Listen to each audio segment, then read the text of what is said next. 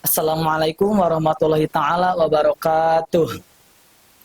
Alhamdulillahilladzi khassa ibadahul akhyar bitaufiqi fahsala lahumul izzu wal fakhr wa maha min qulubihim julmatas sawa wa habbal akhyar wa habahum bil hilmi wal ilmi wassafa min sairil akdar wassalatu wassalamu ala man ta'ajjahu Allahu bitajil waqar wa nawwara biwujudihi jami'al aqtar Sayyidina Muhammadin al-hazi ala ta'atil karimil ghaffar wa nahi anit sebail hawa wa nafsi wa syaitani wa qulil dhar wa ala alihi sadatil athhar wa ashabi kamilatil abrar sholatan wa salaman nahuzu bihi ma kulal maqasidi wal autar wa ghufrana dzunubalana wa li aqaribina wa lil badina wal hadar amin.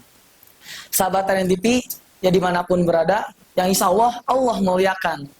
Sahabat Radian TV, telah diketahui bersama, sekarang kita telah menginjak bulan yang suci, bulan yang penuh rahmat, bulan yang penuh ampunan, yaitu bulan Ramadan. Yang mana bulan Ramadan ini bulan yang ditunggu-tunggu oleh umat muslim, dan kita selaku umat muslim sambut bulan Ramadan ini dengan amalan-amalan soleh, memperbanyak baca Al-Quran, memperbanyak zikir, dan memperbanyak salat sunnah. Ini kesempatan kita selaku umat muslim untuk mendekatkan diri kita kepada Allah Subhanahu wa taala. Jangan sampai ketika kita memasuki bulan Ramadan kita malah menjauh dari Allah Subhanahu wa taala. Dengan bermaksiat itu akan menjauhkan kita jauh dari Allah. Dengan bermaksiat membuat hati menjadi keras. Lalu orang yang keras hati itu tidak akan bisa menerima kebenaran karena dalam dirinya sudah dikuasai dengan kemaksiatan dan kebatilan. Wala taqrabuz zina, janganlah kamu mendekati zina, karena apa? Innahu kana fahisyah, sungguh itu suatu perbuatan yang keji, wasa asabila, dan suatu jalan yang buruk. Ini dalam firman Allah surat Al-Isra ayat 32. Mendekatinya saja sudah tidak boleh, apalagi masuk ke dalam perbuatannya.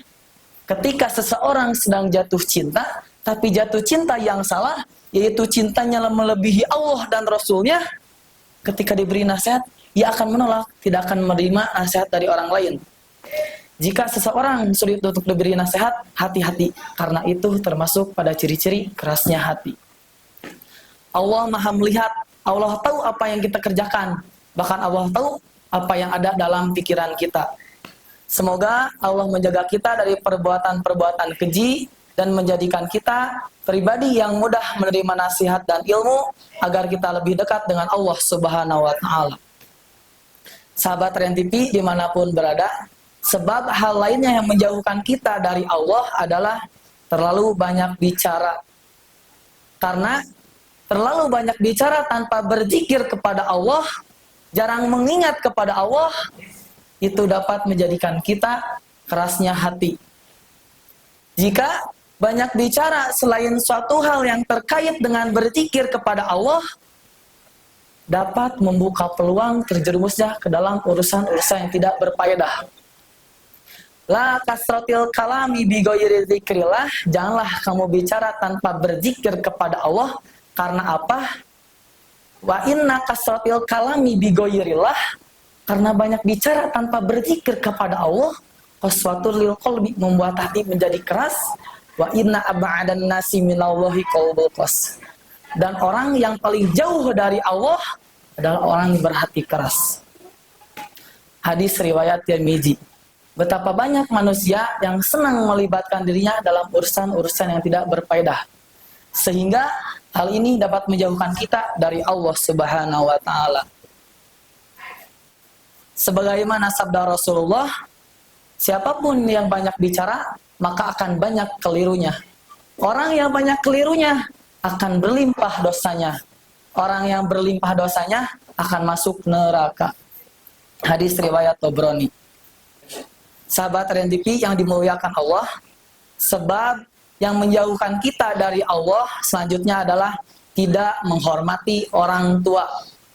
Dengan tidak menghormati orang tua akan menjauhkan kita dari Allah. Berbakti dan menghormati orang tua adalah amalan yang mulia dan tinggi setelah beriman kepada Allah.